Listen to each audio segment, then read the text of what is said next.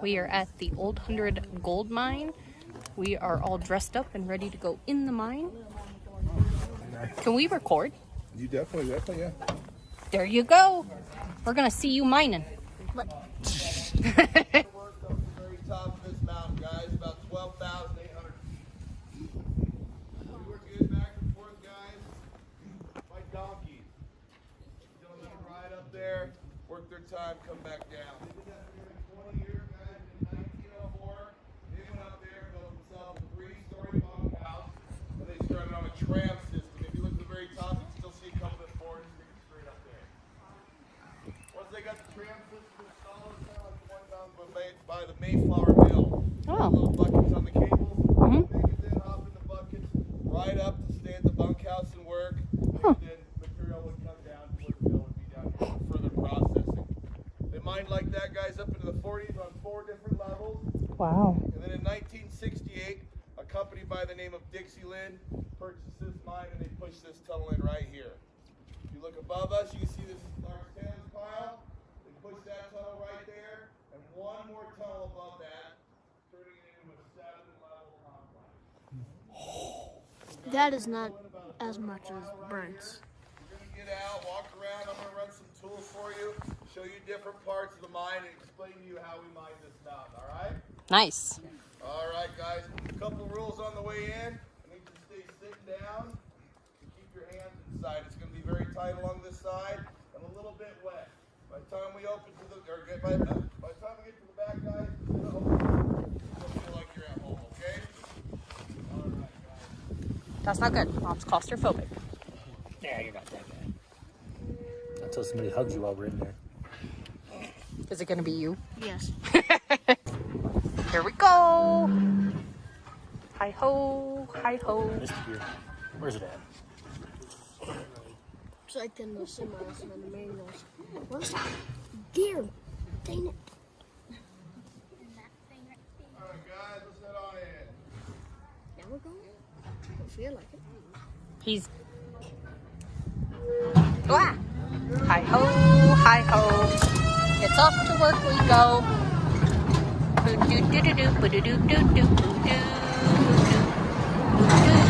Oh my god, it's dark. It's like being on the underground. Oh, it is tight. Oh my gosh. Do I have a flash? There is a little light. Oh. There's water by the seats, right? Yeah. As long as it doesn't get in my eye. Oh, wow. Oh my gosh. It feels amazing in here.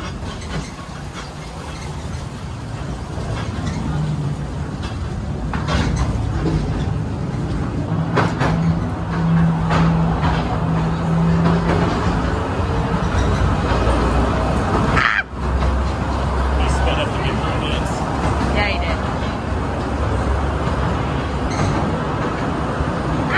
Right in the mouth. Just big enough for me to like pause it out. Back in time we go.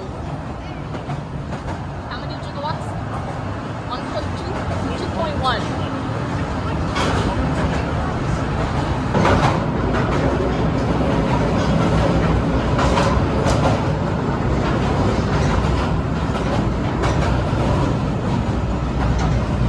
Wow.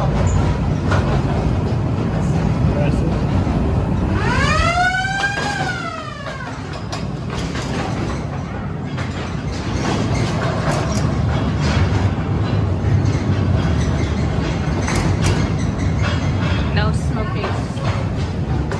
Wow. Holy cow. Do I have Sweet. time to work we go. All right, guys. So we just came in about 1,600 feet, and we're now 2,200 feet from the surface. Wow. I have a question for you, Mike. What's that on the car? It's the siren. That was the horn. That's to let everybody know in here that we were coming. Yep. Everybody on the surface that we were leaving. So guys, this story all starts right here with this beautiful rock. This is what brings the miners deep inside these mountains. This is part of our quartz seam. And our quartz seam carries minerals that we're after. It carries gold, silver, lead, zinc, and copper. If we're lucky, we might find some of them. Sometimes we don't find any of them. But if they're going to be anywhere, they're going to flow with this quartz right here. And this seam travels from here, guys, 3,500 feet to the top of this mountain where it actually comes to the surface. And in 1880, that's what a gentleman found up there. He found that quartz seam, and he knew if he dug in there, he might find gold. And that gentleman was a German immigrant, Mr. Nygaard. And he dug up there in that vein for nearly 20 years, and just before 1904, he finally started to find some gold. By 1904, they put together enough money to build that 3-story bunkhouse, a tram system, and open a mill, and that's when the old 100 mine really started to produce mine. They hired some men. They worked up there, guys, into the 40s on 4 different levels up there mining. In 1968, when Dixie Lynn purchased this, they came to the bottom of the mountain with their new technology and their newer tools. They pushed this tunnel in, looking for that same seam the old timers were working way above us. When we got back in here, we found it. We also found out this was the very bottom of that seam. So we did no more tunnels below us. We turned our energies back and went up, pushing in 2 more levels and a shaft that rises up through here so we can now move our men up to rework this mountain. When we did that, we turned this tunnel right here, guys, into our haulage tunnel. This is how all of our material, all of our good ore for the mill, and all of our overburden to be dumped out, moves out of the mountain. This tunnel here that we're going to head down is how all of our men and our equipment move up into the mountain to go to work. Nice. So let's take a walk down this way, guys. Careful. As we walk through here, guys, if you look up in the ceiling, you'll see some of that quartz vein still standing in here. That's pretty too. So guys, those original miners that were working way on top of this mountain back in the 1880s, they didn't have a lot of things, guys. They carried it pretty simple. They carried this 5-pound hammer and this 12-inch steel. Those gentlemen would load up on their little mule. They'd ride up to the top of this mountain, bring 3 or 4 of them more behind there just to haul back the materials that they would work out of the mountain. Gentlemen would ride up there with these 2 simple tools. They would work in that quartz vein, slowly breaking it up, loading up that material onto them mules, bringing it back down so they could further process.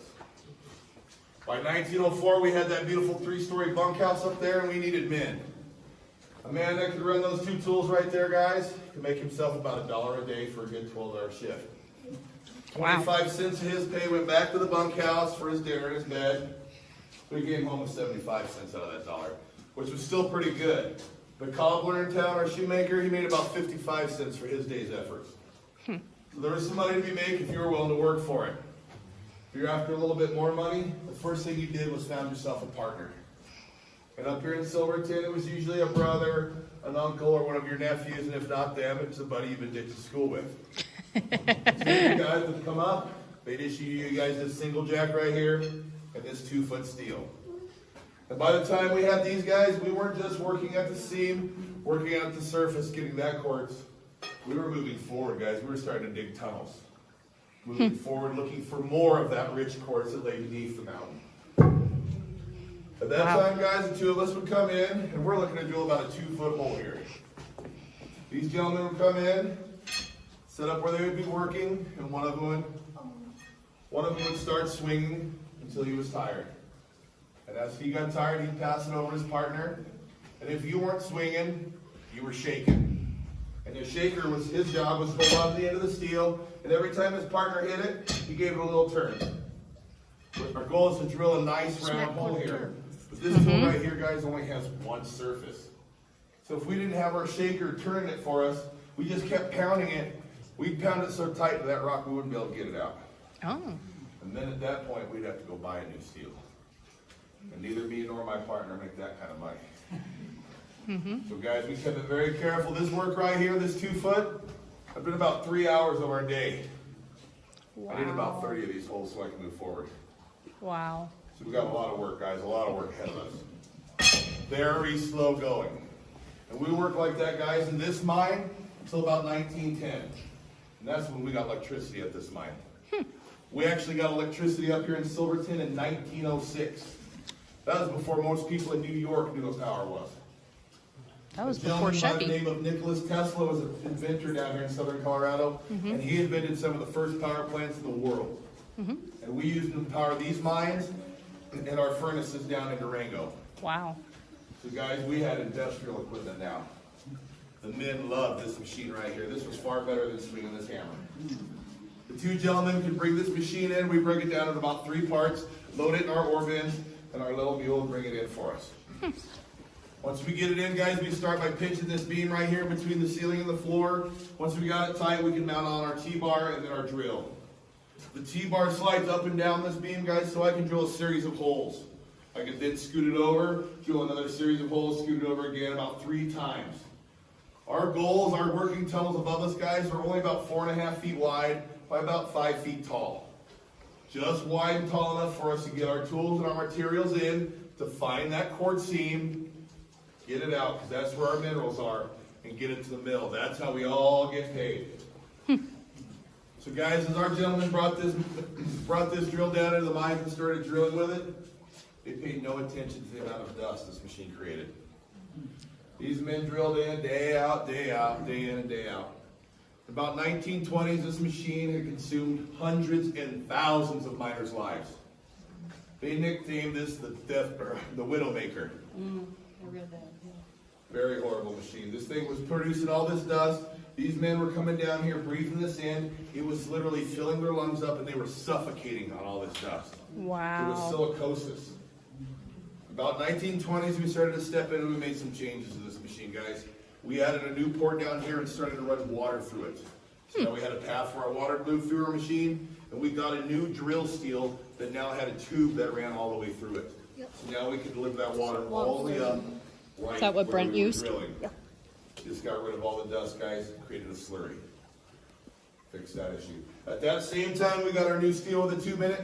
We got our first tungsten carbide bit. Our old bits were just hardened steel. They'd only drill 3 or 4 holes. They'd go dull. We'd have to send them out to be rehardened.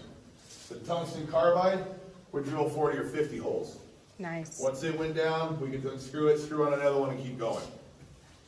Once we got these 2 issues fixed, guys, we ran this machine right up into the mid-50s. 2 men drill a 4-foot hole about every 3 minutes. Wow. Not bad. We're blasting once every 12-hour shift. You guys want to hear it? Yeah. Ready?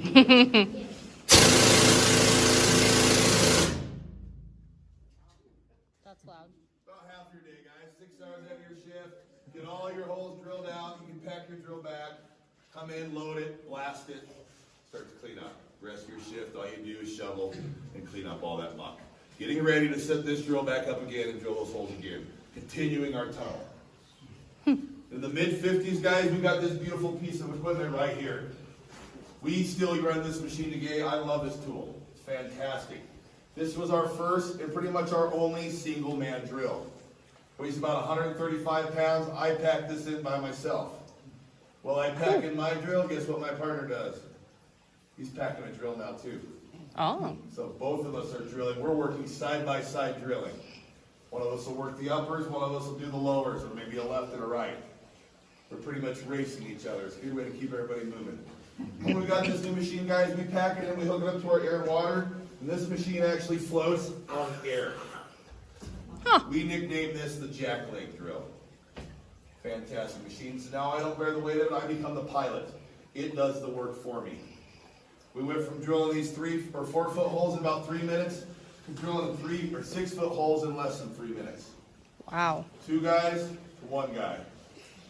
Now we're drilling side by side, so every 3 minutes we're producing about 12 feet of hole. We start really blasting, guys. We're blasting twice a shift now. When we introduced this machine, we were capable to move a foot an hour through the earth. Wow. Every shift could do 2 6-foot blasts. That was 12 feet.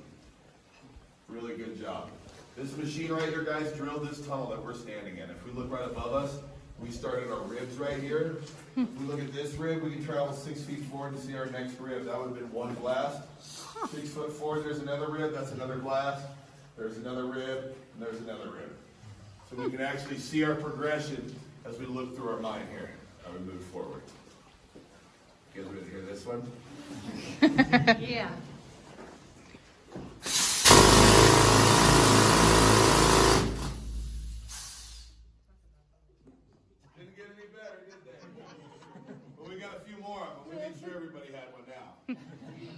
So guys, once we're drilling, these drill tunnels, these move us forward into our mountain to find our vein. Once we get in our vein, we put these drills back, guys. We get these guys out here. We call these our stopers. These are more handheld, more stripped down. These veins are very narrow in here.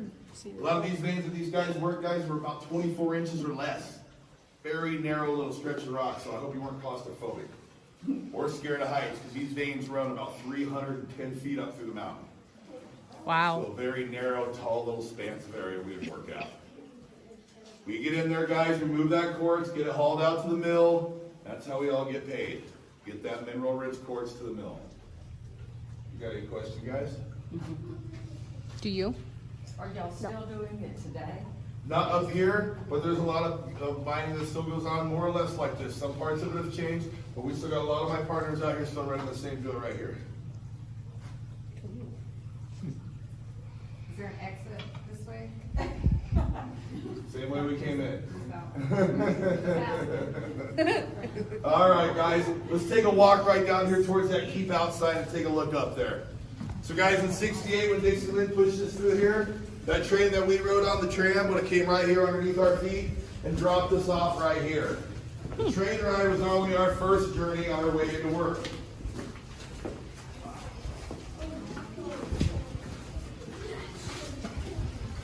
So guys, once the man trip pulled up here and dropped us off, we can now take our hoist or our shaft on up to our working levels. This shaft here, guys, rises 650 feet. Wow. It's about a 65-story building. The train would pull up here, the gentleman could load up into the man baskets. About 8 to 10 of them could fit in there. And then the hoistman would lift them on up to their floors for work. The hoistman sits back here in his little booth back behind us, and we're going to walk through his little shack here in a minute. As he sits here and hoists them in up and down through this shaft, the only way he knows where this basket is by colored marks on his cable. Oh. Every floor is issued a color, and then that mark is then painted on that cable. So as he lets his cable in or out, when those colors come by, he knows what floor the basket's at. As for communication, guys, it was very simple and still is. We have this bell right here that is mounted right behind the hoistman's head so we can hear it very clearly. This rope travels 650 feet to the very top of this shaft, so at any floor a gentleman can reach out and give him a call. And guys, we still use this today. We no longer connect it with a rope, but with a wire, but we still use the bell system today. It's very simple, very universal language. There's a lot going on in the mine, so this keeps it very simple. You can hear that now, even though the machine. Yeah, this would be mounted right behind his head in a little shack, a hoistman's shack. So that's all his job was to listen to that bell and run this hoist up and down. So guys, once we got up here and we got to our floors to work, most of us would then go and climb into our stope. Once we got into our stope, some of those were very narrow, guys, about 24 inches. It raised about 300 feet tall. Well, that'd be a lot of climbing to get up through there. So we would have another lift that we built for the side of there. So it's all different colors. We call this our coffin lift, guys. This was just big enough to fit through the smallest part of that quartz vein, holding one gentleman and his piece of equipment. I could then give him a little lift on his way up to work.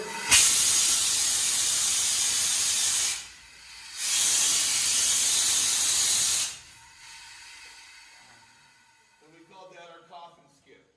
Another little way to get around. Wow. You guys, this little pretty blue stuff you see up there, guys, that's some copper.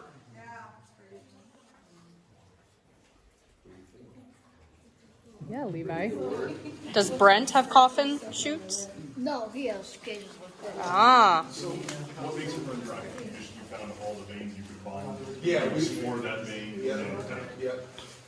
come together. Yeah, well, this would take me way up there. Instead of this kind of elevator, this would be more of a homemade one. In a very small, narrow area. Crazy. All right, guys. We'll take a little walk on down our tunnel here. We get halfway down here, stop and peek up over your shoulders. And the rest of you guys, make sure you come up here and take a good peek up the shaft. Yeah, ready? Get nice and close, guys. Wow. I gotta come over here. Wow. So guys, that big hoistman's hoist would have been mounted to the floor right here. It's a big double drum hoist. So the drums are about 6 feet around. One would have been stacked on top of the other and mounted right here. This little dugout corner is where he would have been mounted with his levers to function his lift. That cable would have shot straight through the middle of his cutaway. Wow. When it got to the side of the shaft, it would have gone around the snatch block, 650 feet to the top, over the head frame and straight back down. Wow. And this was all planned out, yeah? How do people get up there? Well, we used to have another ladder here, but everybody kept climbing up it, so we took it out. Yeah. Like that right there. Yeah. So guys, as that cable would go through there and come up and around, and this was all designed. If they had a large piece of equipment that needed to be moved up in the mine, the train could bring it right up under here underneath the hoist. He can remove that basket, he could hook directly to that piece of equipment, and he becomes like a crane. You pick the piece of equipment up, delivering it to the floor and moving it on in. The pipes that we see up there, guys, as part of our utilities are compressed air and our water for our drillers. And right along this line above my head would have been our cable to pull our power up through there. Huh. And the most important thing, guys, that we move through this shaft right here, and we can feel it, our air. Before we had this shaft pushed up, guys, we had a big blower system out here and a bag to pipe our air in. Once we Wow. pushed this up, Mother Nature took back over, and we're good to go. Wow. When we were on a ride, we saw like air vents that we connected to. Yeah, you saw some dugouts on the way in, huh? And like air vents that Yeah. we picked out. And then we saw like this door. All right, guys, do we have any questions about our hoistman or the shaft? Do you? No. Okay. All right, guys. Let's wander over here by the table. If we look up here at the table, we got some goodies. You guys got to pick up that big gold bar. Ooh. Hold on. Wait your turn.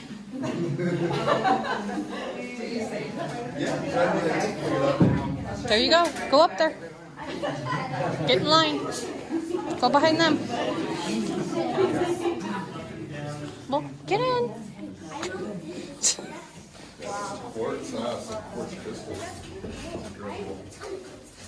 Can you pick it? So, guys, the old 100 gold mine turned out to be a very poor gold mine. Like The entire life of this mine, we mined out less than 10,000 ounces. Oh, wow. And for a good perspective, guys, our best mine here, the Sunnyside mine down in town, when they were in their prime, they were pulling 10,000 ounces a week. So this was a very low producing mine. And in fact, all the gold that came out of this, those old timers got that up in the old number 7 vein when they opened that bunkhouse.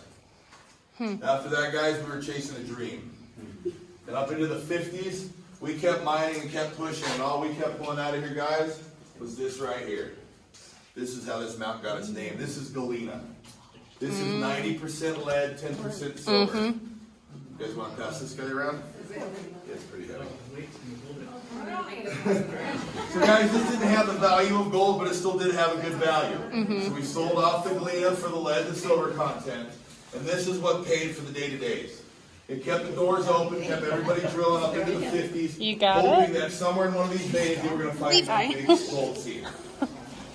When they finally sold it to Dixie Lynn came in here, and they worked from 1968 till 1971, pumping in $13 million into this mine, and they found not $1 worth of pay rock. Oh, wow. Those old timers found it, and they took every bit of it. Wow. And then they sold the place. This is a light. I'm going to tell you guys about this. Yeah, this is all a light. Carbide. So guys, when we came in here to get all that quartz out, a lot of that quartz in here looked like this. It was clean, empty quartz. No gold, no silver, no lead, no zinc, no copper. This might look pretty, but it has no value to us. There's piles of this all over Silverton. The stuff we were after, guys, looks more like this guy here. We can see our quartz, but now we can see some mineral streaking in it. This is pay rock. This has got some zinc in it, some lead. We get this, guys, and we get this out to the mill. They'll grind this up into a really fine powder and use all kinds of chemicals to extract the minerals out of this. If this is what we're after, this is more of pay rock. Got some nice minerals in there. See how those nice shoots in there? That's the beauty, that's what we want to get out. That's what we want to get out. So guys and those old timers, when they came in here to get that quartz out, they came in here by this beautiful little light right here. This little candle on a stick. They called this a pick light.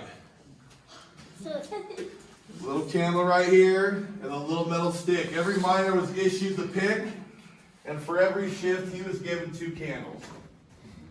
At this time, a lot of these gentlemen opted out of using their candles so they could take them home. That's light. So that time you could come down to the face where everybody would be working, and you could find 6 or 8 men working by a single candle. They'd find a nice tall spot in the roof to share a little light over everybody. They'd smack it in the crack and they'd take off working.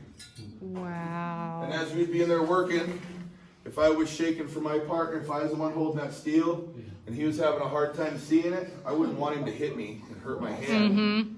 So I'd put my thumb right on top of that and give him a target. There wouldn't be a lot of light in here, but what light did come from that candle would actually reflect off of my thumb and give him a target to see. And now it's just up to me to make sure I moved it every time. Oh. And guys, there was a lot of missing thumbs. And a lot of smashed hands, broken hands, guys. It was tough work. It was hard. And in 1910, 1912, guys, when we got power up here and we got our new machine, we didn't get any lights down here. We didn't get electricity down in the mines until about the 40s. We had very poor wiring. It took us a long time to get our insulation and our coatings for our wiring to bring them underground. So until then, guys, we got this beautiful little setup right here. This is a carbide lantern. And this would be your flask of carbide to keep it dry. We could add a little bit of carbide to the bottom of this lantern right here, and we'd pour a little bit of water in the top. As that water drips down onto the carbide, it releases acetylene gas. And when we burn that acetylene gas, guys, it made a very bright white light. This was a big change for everybody. We went from mining by candlelight swinging hammers to this beautiful new air drill looking each other in the face as we worked. The miners didn't think life could get any better, guys. They thought this industry had peaked. We had these beautiful lanterns on everybody's head to light up our face. We had our kerosene for our hallways. And we had some larger mobile lights. And then we had our little donkeys to move all of our stuff around. And we went like this, guys, up into the 40s. Life couldn't get no better. And then we finally started to get some electricity and started turning on some lights here and there. And as those old timers came down from the bunkhouse, guys, they made sure they brought plenty to eat with them too. This is a traditional pie tin, a lunch box. They had it all separated in sections so they could start with the soups or the stews, some sandwiches, breads and crackers, and the bottom was for their personal effects. Extra candles, some smokes, maybe a picture of their favorite lady. You guys got any questions? Do you? Yeah. How much do you think that gold bar weighs? That one weighs almost 80 pounds. It's how much probably. In the peak of the mine, what was the ounces per ton on the gold that they were getting? Out of here, it's hard to say. A lot of that stuff is proprietary. A lot of the mines kept that stuff personal. But I know up here in this area, as long as we could pull a ½ ounce per ton, we considered it a profitable. As long as we could move 300 or 400 tons a shift. Wow. A lot of moving. Yeah. All right, guys. Any other questions, or should we do some blasting?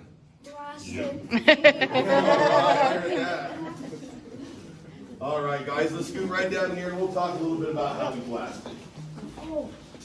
So, guys, if we're going to start pushing a tunnel, our standard working tunnels are about 4.5 feet wide, about 6 feet tall. They're about the size of that tunnel right there that we're getting ready to walk through.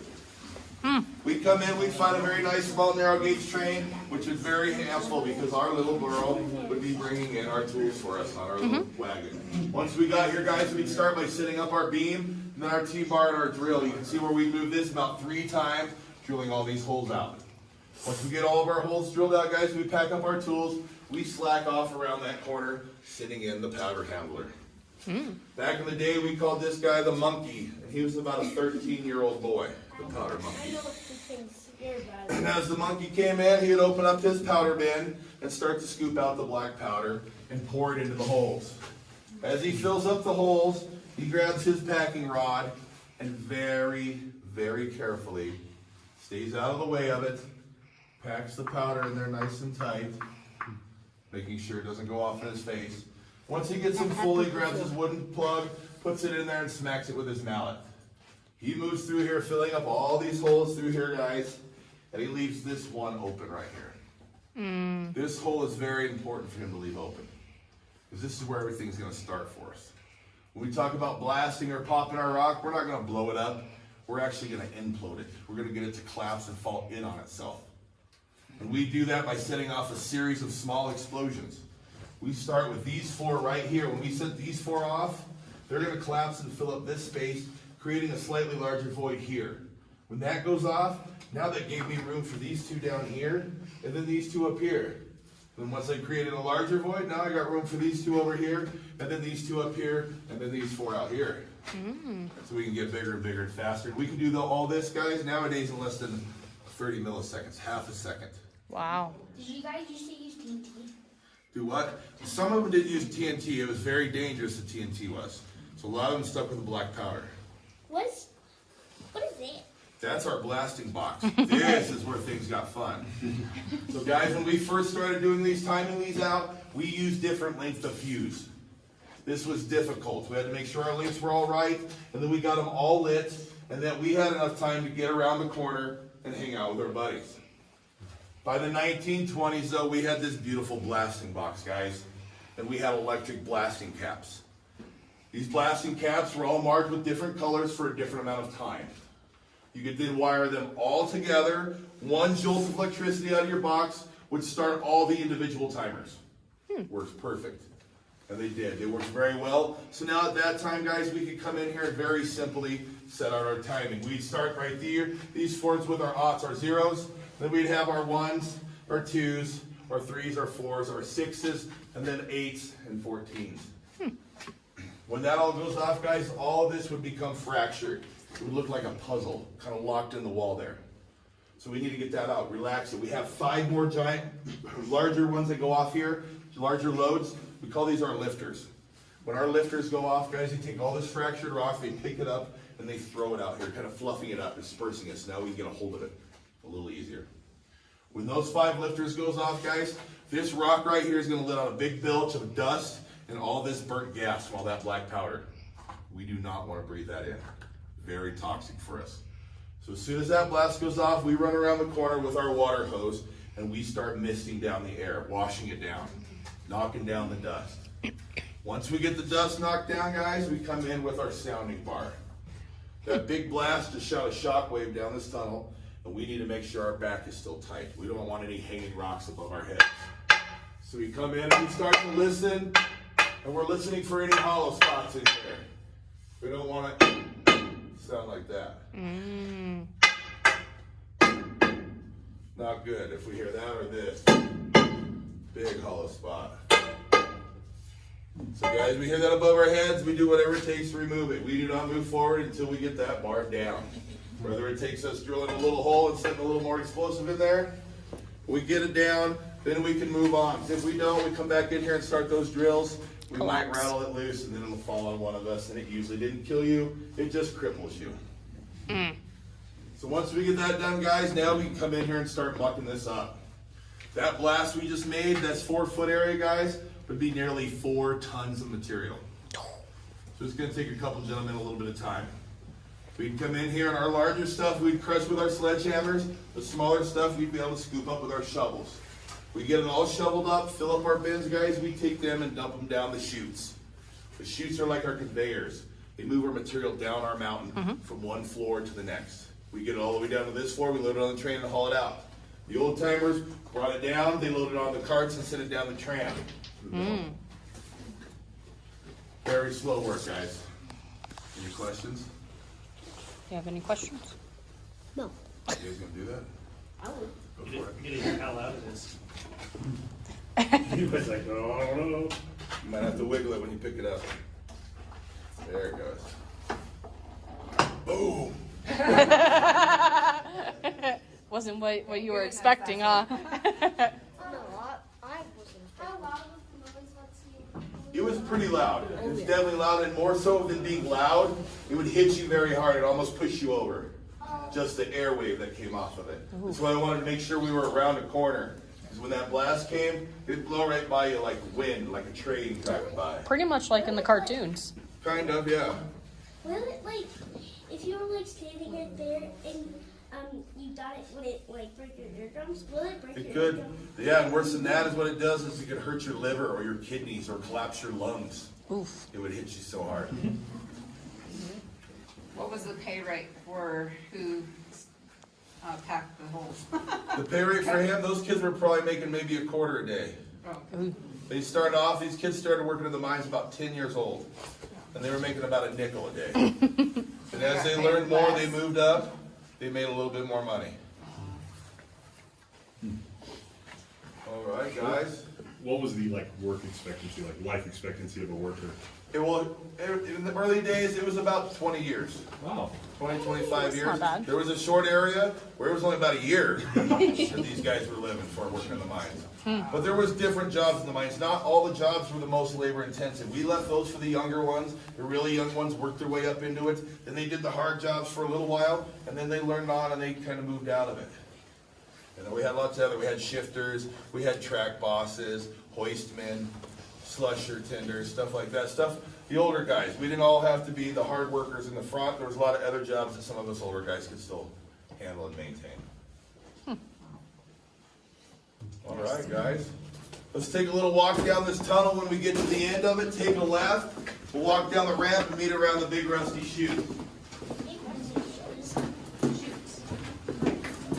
Hey, Dad, watch your head.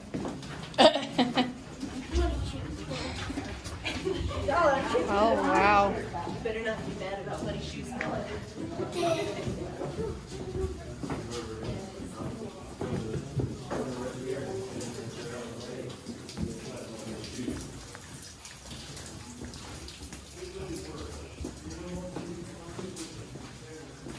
There's your brake chair. Back in the day, he used to do wood work. What do you think? Do you want to be a miner still? Yes. This, guys, right here, this is our ore chutes. This is what the material slides down to get from one level down to the next level. This one right here is a very beautiful ore chute, guys. This was put here in '68 by Dixie Lynn. All this you see above us is all made out of steel. It's very big. It's nice. It had 2 air hydraulics right here to right here that would open and close. And this big bottom right here would open up towards the wall, dumping, filling up the train that would run right here. These things, guys, they had one of these about every 600 feet down this tunnel to move material from all parts of this mine. These ones worked very well. They weren't without their issues. Our most standard issue we have with these kind of chutes, guys, is they plugged up. Not a big deal. We play the short straw game. Whoever loses that gets to climb up inside. We find where it's plugged. We place a little explosive. He crawls out. We set it off. It starts to slide. We go back to work. No big deal. We had some older ones of these guys up on the older floors from the old timers. They were not big, made out of steel and run by air. They were made out of wood, handmade, and they were opened by hand. Gentleman would pull up his ore bin. He'd walk up to the bin, taking his board, shoving it in the side, and very carefully opening it up to little material come out of it. If you open it up too far, this material would come out and crush him before he would be able to get it closed. Oh. And besides them plugging up, we know how to fix that, right? Send somebody up in there. The worst problem we had with the old ones, guys, is what we call a blowout. And that's when this part up here, guys, got emptied out, and the men above it got too carried away and they let the material come down here too fast. When that old material was all wood, when that material came down here, it would blow the entire bottom out of this and flood this floor out with material. Not a good way to go. Working here at the bottom of the chutes, guys, is probably one of the more dangerous areas to be in the mine. There's hundreds of tons of material up here that want to come down. So we've got to be very careful about how we go about it. Any questions, guys? So these particular Do you want that tunnels, job? they work for like finding material. They're just for getting the material you Yeah. don't want out. Only for, yep, for Got it. production, yep. This was our haulage tunnel side. Got it. So this material is coming down to here, Yep. and then they're taking it back up. No, taking it straight out and dumping it at the mill or either over the Okay, side. so that's all up way up higher, and it doesn't go out that way. Is that Yeah, the older guys, when they worked up in that bunkhouse, they had that tram system. So they had their tunnel that came out right there, they bring their ore out, load it on the tram and send it down. In '68, when Dixie Lynn came through here, they pushed these tunnels all the way up through here, and now we brought our material straight down through the mountain and then rolled it out.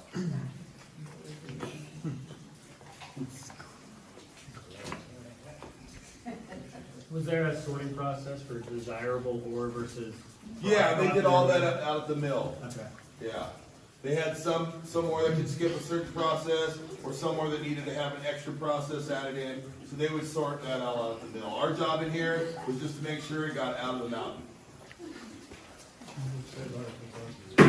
This right up above me, this is a J-bolt. You'll find these running all down through the mines. They're where we held our wire or our cables on. Or if we needed to lift something up, we'd simply drill a hole in the root, put a pin in it, now we have a lifting point. And yeah, we'll see a few more of them. There's some right up in here, some J-bolts, there's some over here. And it was all for moving equipment and getting things set in the mine. It's hard to see. All right, guys, let's take a little stroll on further down. We got a couple more pieces. You guys, this first piece right here on the corner on the cable, this is what we call our slusher. Let me work my way up there and I will demonstrate it, guys. So guys, this beautiful guy right here is a slusher. This is what we use to drag and pull materials. We use these up inside of our veins, guys. Our veins are very narrow, and we'd send those men up working through the veins. As they work up, the material falls down. We could have one slusherman working in the bottom. Right in the bottom of that vein, we would start a chute. Don't lean on fit that. out and went to the lower floor below us. So as the gentleman worked up, when the material falls down, I could use my slusher, pull it over here, and feed my chute. If I was working in a large stope, we'd put our chute in the middle of it, and then I could work a double slusher. I could slush 200 feet this way, and another 200 feet this way, now I have two crews working above me, bringing me material, and I can slush them both, feeding into one chute. Huh. Works out very well. This was a nice job to have. It was pretty safe. I got to sit down for a lot of it. This one's a little loud, guys, not like the drills.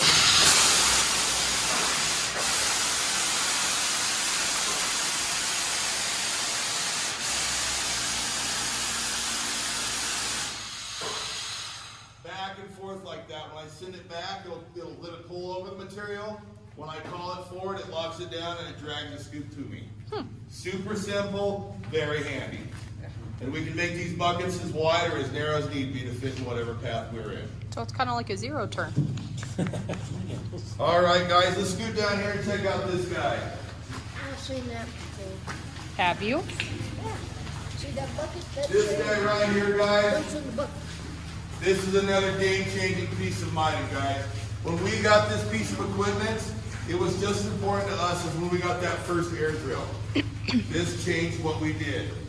Before we had the little 12B mucker, every time we blasted, we shoveled that material by hand, broke it with sledgehammers, and loaded it in our ore bins. This took time. When we got this beautiful machine, guys, we got this in our country and we put it into all of our mines, and we moved more ore than any other country in the world. Wow. This machine, guys, helped us build battleships. This helped us win World War I right here. Really? Big Wow. game changer for us. You guys ready to watch this one? Yeah.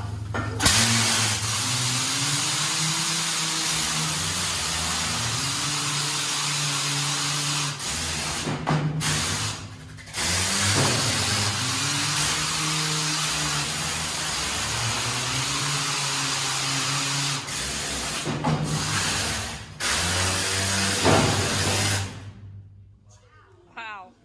Big game changer for us, guys. Fantastic piece of equipment, as long as you kept everything you wanted out of this area. And guys, these things got a lot bigger and a lot faster. The only time these ever got safer is when we quit using them. 1960s. About About that time, guys, we started changing to what we call rubber tire mine.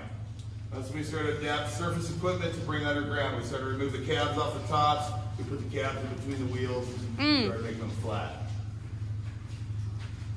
I'm not going to hear that thing again. All right, guys, we got one last guy right here. And you guys gotta come check this one out. There you go. You guys know what this one was for? This was important, guys. Everybody uses this one right here, guys. This is our toilet. Honey pot, guys. You can still see the toilet seat right here where it was cut out. And guys, this was serviced by our youngest employees, our honey bears, or we called them honey dippers. Yeah. These were about 10-year-old boys that wanted a little bit of money, so they started ditching school and coming up to the mines looking for work. But we had work for them, guys. These young men would come up here and we would issue them a bucket, and they'd be sent into the mine to go empty the honey pot. These young kids would walk in there by themselves too, because nobody wanted to walk with somebody that was carrying one of those buckets. As those kids would walk in, they'd set the bucket underneath the pot, opening this valve, filling it up, and very carefully carrying it out and dumping it. Where would they dump it? Right off the side of the mountain, right off the side right there where they're dumping all the old rock. So be careful what you guys go digging for out there. So guys, after these kids would empty these toilets, then they had to clean up after the donkeys. They'd service all the donkeys, cleaning all the stalls, and bring in fresh food and water for all the animals. These kids made about $0.05 a day for a good 12-hour shift. And these kids turned everything they did into a race, guys. They were constantly racing each other to see who could get it done faster. And they did this, guys, so when people saw them working, they were working hard. And they wouldn't carry those chunky buckets anymore. They'd become a nipper, and they'd move into the mine, and they'd start to learn a trade. They'd start working beside one of the drillers, or a slusher, or a mucker, and learning that job, making a little bit more money. You guys ready to go to work? I am. All right, guys. Thanks for coming down and taking the tour with me today. I hope you guys enjoyed it. Thank you. Guys, get back to the surface. Make sure you check out the bunkhouse way up top there, guys. Pretty cool.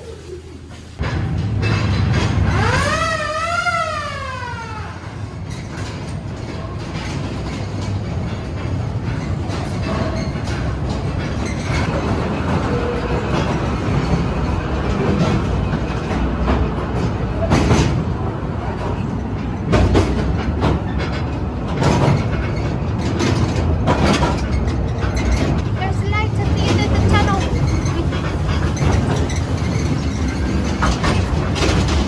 Now it's gonna be bright. You're right.